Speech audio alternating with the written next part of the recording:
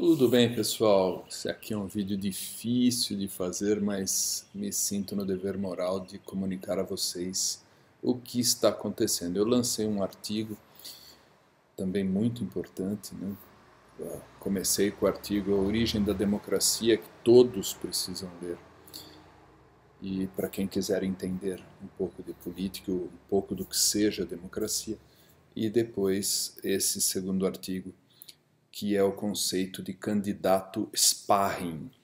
Sparring, todos vocês sabem, né? Aquela terminologia utilizada no boxe.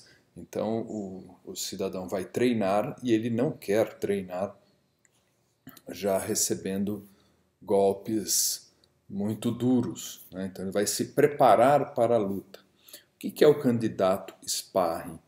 É aquele candidato em que o político local, o político de uma cidade, domina os outros partidos, os partidos que supostamente seriam os concorrentes, e ele domina com o pessoal dele, de confiança dele, e esses partidos lançam candidatos não muito preparados, não muito bons. Não é uma luta verdadeira, mas sim um candidato sparring, que finge que está batendo, mas está, na verdade, apenas exercitando o político local. E, na verdade, é uma bela pizza à brasileira com sobremesa de marmelada. Então, gente, aqui a gente tem esse conceito que eu estou lançando nesse artigo, candidato sparring. Não é a estratégia das tesouras, porque a estratégia das tesouras é um pouquinho diferente. Esse é um conceito próprio, eu cunho este conceito através desse artigo. Pelo menos nunca tinha visto o conceito de candidato sparring, eu estou cunhando. Eu lanço aqui no artigo uma teoria ficcional, uma história, né? Porque se eu começar a dar nomes, terei que provar e aquela coisa toda. Então eu prefiro trabalhar numa hipótese ficcional e numa história, um enredo político imaginário. E quando a gente ousa colocar uma condição ou uma nominata ou uma participação na política local de uma legítima oposição, né? Porque vocês sabem, né?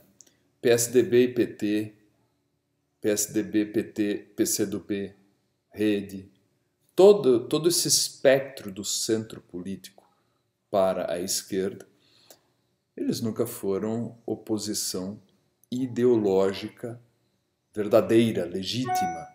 Eles têm uma oposição relativa na disputa pelo poder.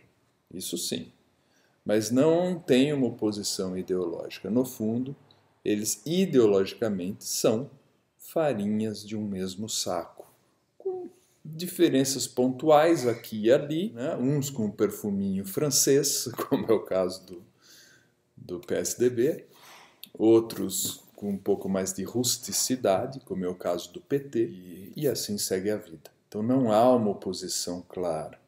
Tá? A oposição verdadeiríssima, estrutural e partidária, eu vejo somente o Partido Novo de um lado. Tá? Partido Novo, que é uma oposição em termos econômicos de todo o restante do espectro político. Então tem Partido Novo de um lado e todo o resto, todos os demais partidos, com um espectro ou uma tendência de esquerda. Aí você fala, poxa, não é possível, Tom, e o PSL? E o PSL? O PSL, através da presença do Jair Bolsonaro, ele tenta fazer uma migração para o lado direito do tabuleiro, uma migração mais conservadora, não tanto liberal clássica, não? O liberalismo clássico estilo europeu, que faz o Partido Novo.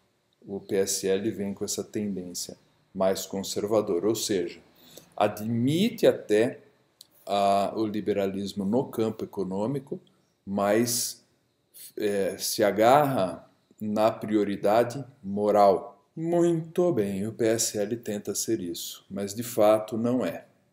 De fato não é. Tá? O Estatuto, artigo 3º do PSL, mostra claramente a tendência. Tá?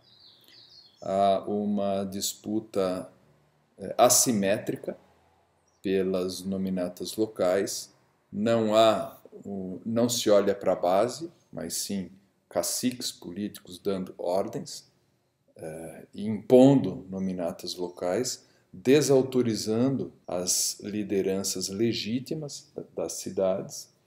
Então tudo isso está acontecendo. Todos os partidos no espectro da esquerda, eu me posiciono contrário ideologicamente.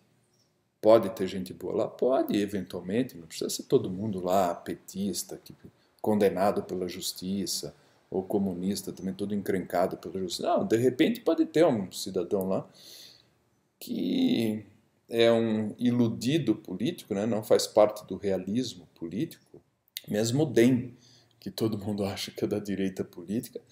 Quem olhar o estatuto, porque é lá que está o DNA do partido, não é na retórica. Sabe? A direita, no campo do liberalismo, para quem não sabe, é aquela que advoga o Estado enxuto. E a direita conservadora, ela prioriza a moral. Ela fala, não, peraí, eu vou começar pela moral. Moral é isso, e moral não é aquilo. Então, não há um relativismo moral no campo do conservadorismo. Tá? Existe a moral esta correta e esta que não é correta. Tá? Então, isso aí que é o não relativismo moral. É lógico, gente, que quando a gente fala, né, numa moral não relativa, ou seja, uma moral onde existe o certo e o errado, a gente também não pode cair em exageros, né? Existe um campo para o subjetivo, não há dúvida, né, que a subjetividade está em cima da mesa, a própria liberdade humana, mas existe também um campo para a objetividade.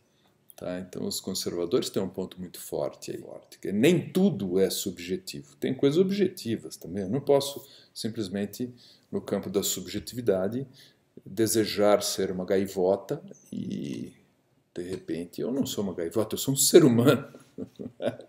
A realidade me chama para isso. Então é isso, pessoal. Mas aí já são temas, né, entre o conservadorismo e o liberalismo clássico. E o esquerdismo, de uma maneira geral, é aquele que advoga, né, a social-democracia. Né, o que é a social-democracia? O que é esse progressismo, né, que eles se autodeclaram progressistas? Na verdade não são regressistas, porque eles admiram Rousseau, Uma Volta ao Passado, Selvagem Nobre.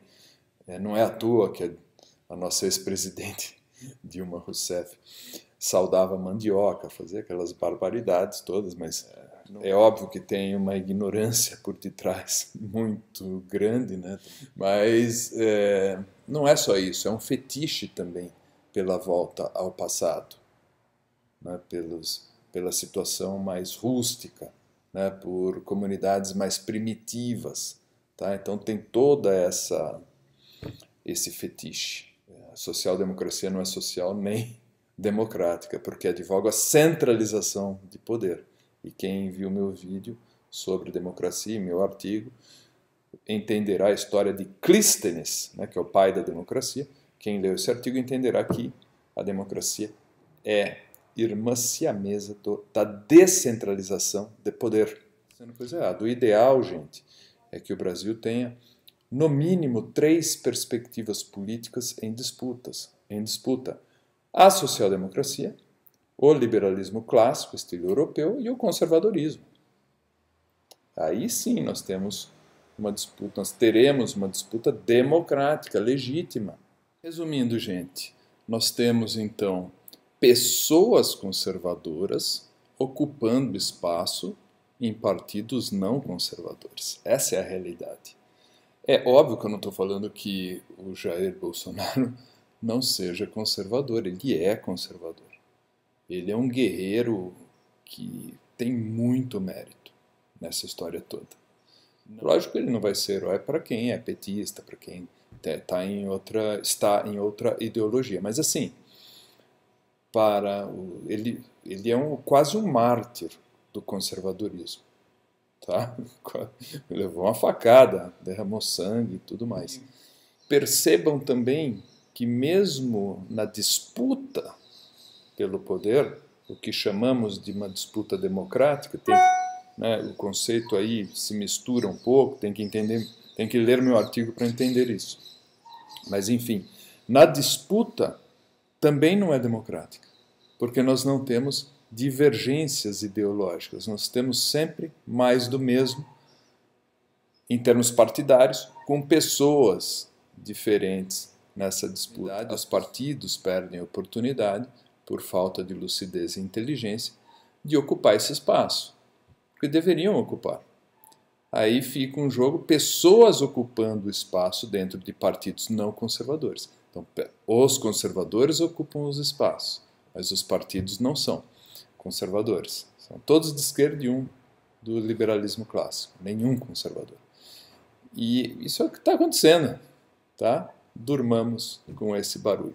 Valeu, pessoal. Um abraço a todos. Até a próxima.